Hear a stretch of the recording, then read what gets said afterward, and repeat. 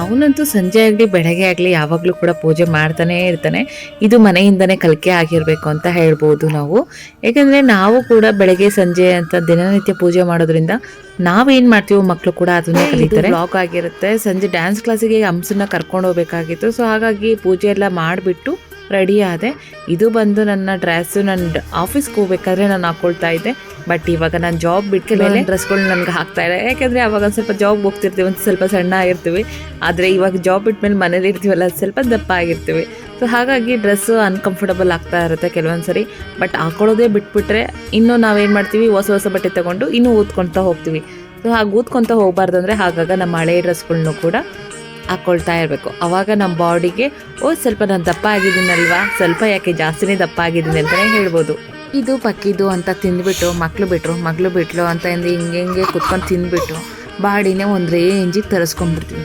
ಆಮೇಲೆ ಅಯ್ಯೋ ಯಾಕಾದರೂ ತಿನ್ವೋ ನಾವು ಅಂತ ಅಂದ್ಬಿಟ್ಟು ಆಮೇಲೆ ತಿಂದಾದ್ಮೇಲೆ ಅಯ್ಯೋ ನಾಳೆಯಿಂದ ಡೈಜೆಷನ್ ಮಾಡ್ಕೊಳ್ಳೋಣ ಬಿಡು, ನಾಳೆಯಿಂದ ಡಯಟ್ ಸ್ಟಾರ್ಟ್ ಮಾಡೋಣ, ಸ್ವಲ್ಪ ಇಲ್ಲ ಓಡಾಡಿಬಿಟ್ಟು ಡೈಜೆಷನ್ ಮಾಡ್ಕೊಳ್ಳೋಣ. ಇದೊಂದು ಡೈಲಾಗ್ ಮಾತ್ರ ಮನಸ್ಸಲ್ಲಿ ಇಟ್ಕೊಂಡು ರಿಟರ್ನ್ ತೊಗೊಳ್ತಾನೇ ಇರ್ತೀವಿ ಯಾವಾಗ್ಲೂ.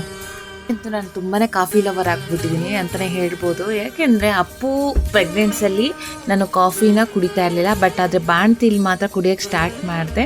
ಸೊ ಪ್ರೆಗ್ನೆಂಟಲ್ಲಿ ಹಾಲು ಕುಡಿ ಅಂದ್ರೂ ಕುಡಿತಾ ಇರಲಿಲ್ಲ. ಆದರೆ ಬಾಣ್ತಿ ಆದಮೇಲಂತೂ ಕಾಫಿ ಬೇಕು ಅಂತ ರೂಢಿ ಆಗೋಗ್ಬಿಟ್ಟೆ. ಇವಾಗಂತೂ ಕಾಫಿ ಬಿಡೋದಕ್ಕೂ ಆಗ್ತಾಯಿಲ್ಲ. ಒಂದು ಟೈಮ್ ಏನಾದ್ರು ನಾನು ಕಾಫಿ ತೊಗೊಂಡಿಲ್ಲ ಅಂದರೆ ನನಗಂತೂ ತುಂಬಾ ಹೆಡ್ಡೇಕ್ ಬರ್ಬಿಡುತ್ತೆ. ಸೊ ಮಳೆ ನಿಂತಿದ ತಕ್ಷಣ ಹಂಸನ ಕರ್ಕೊಂಡು ನಾನು ಭರತನಾಟ್ಯಕ್ಕೆ ಹೊರಟೆ. ಭರತನಾಟ್ಯದ ಹತ್ರ ಸ್ಕೂಲ್ಗೆ ಹೋದರೆ ಮ್ಯಾಮ್ ನಮ್ಮನ್ನ ಲೀಸ್ಟಿಗೆ ಹಾಕ್ಕೊಂಡಿಲ್ಲ ಅನಿಸ್ಬಿಡುತ್ತೆ. ಅವರೊಂದು ಗ್ರೂಪ್ ಇಟ್ಕೊಂಡಿದ್ರು, ಹೊಸ ಗ್ರೂಪ್ ಆ್ಯಡ್ ಮಾಡಿಬಿಟ್ಟಿದ್ದಾರೆ. ಆ ಗ್ರೂಪಲ್ಲಿ ನಮ್ಮ ನಂಬರೇ ಆ್ಯಡ್ ಮಾಡ್ಕೊಂಡಿಲ್ಲ. ಸೊ ಹಾಗಾಗಿ ನಾವೇನಾಯಿತು ಅಂದರೆ ಇವತ್ತು ಡ್ಯಾನ್ಸ್ ಕ್ಲಾಸೇ ಇರಲಿಲ್ಲ. ಸರಿ ಇನ್ನೇನು ಮಾಡೋದು, ಮಾರ್ಕೆಟ್ಗೆ ಹೋದ್ವು. ಮಾರ್ಕೆಟಿಂದ ತರಕಾರಿ ಬೇಕಾಗಿತ್ತು. ನಾನು ಹೇಗಿದ್ರು ಡೈಲಿ ಹೋಗೋದ್ರಿಂದ ನಾನು ಡೈಲಿ ತರಕಾರಿ ತೊಗೊಂಬರ್ತಾ ಇರ್ತೀನಿ. ಏನು ಬೇಕು ನಾಳೆಗೆ, ಇವತ್ತಿನ ನೈಟಿಗೆ ಏನು ಬೇಕು ಅಂತ ನಾನು ಇವತ್ತೇ ತೊಗೊಂಡ್ಬಂದುಬಿಡ್ತೀನಿ.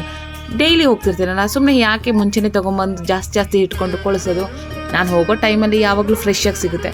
ಸೊ ಫ್ರೆಶ್ ಆಗಿರೋ ತರಕಾರಿ ತೊಗೊಂಬಂದು ಅಡುಗೆ ಮಾಡ್ತೀನಿ.